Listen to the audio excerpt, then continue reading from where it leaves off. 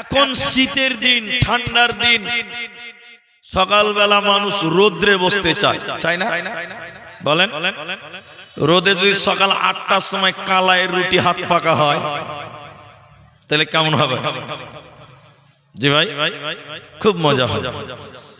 জি, সকালবেলা ঠান্ডার দিন কালাইয়ের রুটি রোদের বেলায় মজা লাগে, কিন্তু বলেন গরমের দিনে সকাল ৫টার সময় সূর্য উঠে, মনে হচ্ছে টেম্পারেচার কত, সকালবেলা রোদ্রে যাওয়া যায়? বলেন, এত তাপ, এত উষ্ণতা, এত ক্রিয়ন, ওই সূর্যের তাপ আপনি আমি সহ্য করতে পারি না। চাচা দুপুর বেলায় ছাতা নিয়ে রাস্তায় হাঁটছে, বাবজি বৃষ্টি নাই, ছাতা কেন? বলছে ভাতিজা রোদের তাপ সহ্য হয় না, তাই মাথায় ছাতা দিয়েছি। কেউ আবার গামছা দেয়, কেউ আবার পাগড়ি দেয়। ঠিক বললাম না? নিজেরা বলেন। একবার, অনলি একবার চিন্তা করে বলেন, একবার, যে পৃথিবীর উপরে সূর্যটা, আমার উপরে সূর্যটা, কত উপরে সূর্য আছে আপনার জানা আছে? জানা না? এটা মুখ খুলেন, জানা আছে? লক্ষ লক্ষ কিলোমিটার উপরে আছে। এরপরও সূর্যের তাপ আপনি আমি সহ্য করতে পারি না। কিন্তু কিয়ামতের দিন এই সূর্যকে মানুষের ১ মাইল উপরে, ১ বিঘত উপরে, মানুষদের মাথার উপরে নিয়ে আনা হবে। সূর্যের তাপে মানুষেরা তার মগজগুলো টকবক টকবক করে ফুটবে, মানুষের চামড়া পুড়ে যাবে, মানুষের দেহ ঝলসে যাবে। সেই দিন মানুষের মাথায় ছাতা নেই, মানুষের পায়ে জুতা নেই, মানুষের পরনে কোনো জামা নাই, উলঙ্গ উলঙ্গ বিবস্ত্র খাতনাবিহীন সেদিন কিয়ামতের ময়দানে সূর্যের তাপে মানুষেরা দৌড়ে দৌড়ে দৌড়ে দৌড়ে হযরতে আদম আলাইহিস সালামের কাছে যাবে। আব্বাজান হযরতে আদম আলাইহিস সালামের কাছে যাবেন। সমস্ত হাসুরবাসী আদম নবীর কাছে গিয়ে বলবেন, আব্বা আপনি আল্লাহর নবী, আপনি প্রথম মানুষ। আজকে কিয়ামতের দিন সূর্যের তাপ সহ্য করা যায় না। আব্বা জান আল্লাহকে একটু আপনি বলে দেন, আল্লাহ যেন বিচার তাড়াতাড়ি কমপ্লিট করে দেয়, আল্লাহ যেন তাড়াতাড়ি বিচার সমাপ্তি করে দেয়। কিয়ামতের দিন সূর্যের তাপ সহ্য করা যায় না। হযরতে আদম আলাইহিস সালাম তখন বলবেন, না আমি আজকে আল্লাহর সামনে কথা বলতে পারবো না। আল্লাহ এত রাগান্বিত হয়েছে, আজকে আল্লাহ এত রেগে গেছে, আজকে আমি আদম আল্লাহর সামনে কথা বলবো না। তোমরা চলে যাও, অন্য অন্য নবীদের কাছে যাও। লোকেরা পেরেশান হয়ে যাবে। কিয়ামতের দিন হাসরবাসী পেরেশান হয়ে হযরতে আইয়ুবের কাছে যাবে, হযরতে ইয়াকুবের কাছে যাবে, হযরতে ইদ্রিসের কাছে যাবে, হযরতে মূসার কাছে যাবে। সমস্ত নবীগণেরা সেদিন বলবে, আমরা আল্লাহর সাথে তোমাদের জন্য কথা বলতে পারবো না। শেষের বেলায় মানুষেরা কিয়ামতের দিনে দৌড়তে দৌড়তে হযরতে ঈসা আলাইহিস সালামের কাছে যাবেন। হযরতে ঈসাও বলবেন, আমি পারবো না। লক্ষ লক্ষ ইহুদি লক্ষ লক্ষ নাসারা আমাকে আল্লাহর পুত্র বলেছিল, আল্লাহর সন্তান বলেছিল। আমি জানি না আমার আল্লাহ আমার সাথে কি আচরণ করবে, আমি চিন্তিত আল্লাহ আমার সাথে কি ব্যবহার করবে। অতএব আমি নবী ঈসা তোমাদের জন্য কোনো কাজে আসব না। নবীজি বললেন, শুনে নাও, কিয়ামতের দিনে প্রতিটা নবী কুল্লু নবীন ইয়া নফসি ইয়া নফসি ইয়া নফসি বলবে। নবীগণেরা কিয়ামতের দিন বলবে, বাঁচাও আমাকে বাঁচাও। নবীরা বলবেন, আমাকে বাঁচাও। নবীদের যদি এই অবস্থা হয়, ও বন্ধু আমার, হে দুলহেপুরের ভাইয়েরা, নবীদের যদি এই অবস্থা হয়, কিয়ামতের দিন নবীরা নিজেকে নিয়ে পেরেশান হয়ে যদি যায়, সেদিন আপনি আমি আমরা সাধারণ মানুষ, ওই নবীগণেরা আমাদের কোনো কাজে আসবে না, আসবে না, আসবে না। আল্লাহ তাবারাক ওয়া তাআলা কোরআনে বললেন, শোনো, মান যাল্লাযী ইয়াশফাউ, বলো বলো তোমাদের জন্য কে কে কিয়ামতের দিন তোমাদের জন্য আমি আল্লাহকে বলবে, বলো কিয়ামতের দিন কেউ কারো উপকার করবে না। নবীরাও আপনার কাজে আসবে না। সেদিন ঈমান আর আমাল ছাড়া কোন নবী কাজে আসবে না। এরই নাম কিয়ামত। একজন মুখ খুলে বলেন, আমার সঙ্গে বলেন, শুধুমাত্র একজন নবী, শুধুমাত্র একজন নবী। সবাই বলেন, নবী মুহাম্মদুর রাসূলুল্লাহ। এটা জোরে বলুন, সাল্লাল্লাহু। তিনি তার অরিজিনাল উম্মতের জন্য কিয়ামতের দিন সুপারিশ করবেন।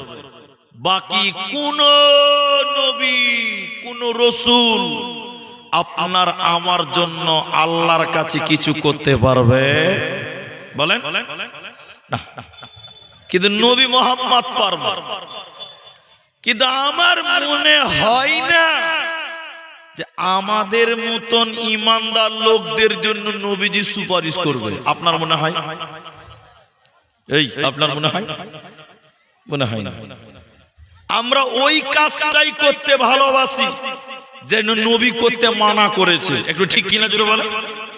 দেখাই আপনাকে, দেখাই দেখাই, এদিকে দেখেন।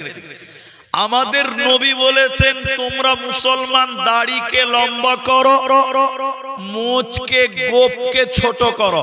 এই সত্য করে বলেন, এখন মুসলমানের দাড়ির খবর নাই, 3 ইঞ্চি লম্বা মোচ। ঠিক বুঝি না জোরে বলেন। রাসূল বলেছেন দাড়ি লম্বা করো, মোচকে ছোট করো।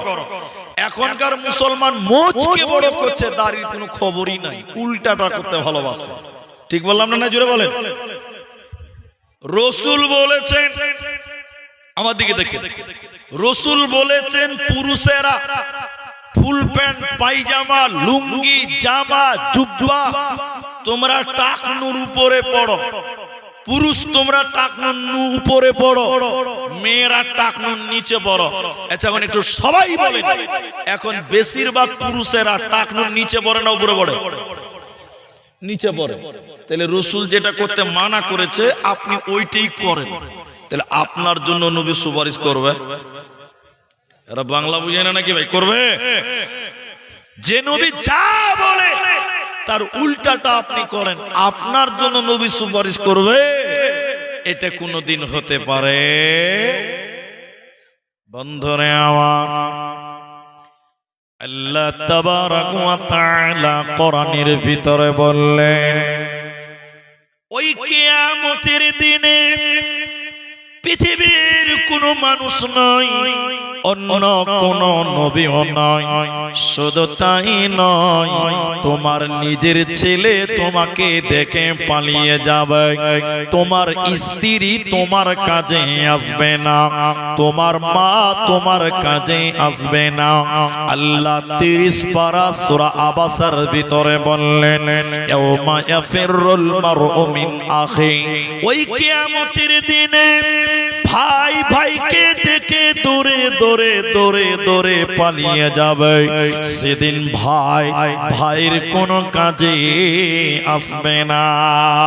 কিয়ামতের দিন ভাই ভাইকে দেখবে দৌড়ে দৌড়ে পালিয়ে যাবে। ওয়া উম্মিহি ওয়া আবি, আপনার মা আপনার বাপের কাছ থেকে পালিয়ে যাবে। হে আমার ভাই স্ত্রীকে কত ভালোবাসেন, স্ত্রীর জন্য দিল্লি বোম্বাই কেরল গুজরাট থাকেন, স্ত্রীর সোনা গয়নার জন্য মুনিশ কাটেন। ওই স্ত্রী কিয়ামতের দিন ফাঁকি দিয়ে চলে যাবে, ওই স্ত্রী আপনার কাছ থেকে পালিয়ে যাবে। শুধু তাই নয়, মা বেটার কাছ থেকে পালিয়ে যাবে, বেটা মায়ের কাছ থেকে পালিয়ে যাবে। অতএব কিয়ামতের দিনে কেউ কারো কোনো কাজে আসবে না, কেউ কারো উপকার করবে না, নিজেকে নিজেকে নিয়ে ব্যস্ত হবে। তাহলে কিয়ামতের দিন কি হবে? নিজের ঈমান নিজের আমল দিয়ে বাঁচতে হবে, অন্যথায় বাঁচা যাবে না, যাবে না। এদিকে দেখেন, একদিন রাত হয়ে গেছে, অনেক রাত। আল্লাহর নবী বাড়িতে ঢুকছেন, এদিকে দেখেন, আসসালামু আলাইকুম। তো বাড়িতে ঢুকছে, আয়েশা কাঁদছে, আয়েশা কাঁদছে, নবীর স্ত্রী কাঁদছে, এইদিকে দেখেন। তো রাসূলের মাথা কাজ করে না। এই এই এই আয়েশা, তুমি কাঁদছো কেন? আয়েশা, তুমি কাঁদছো কেন?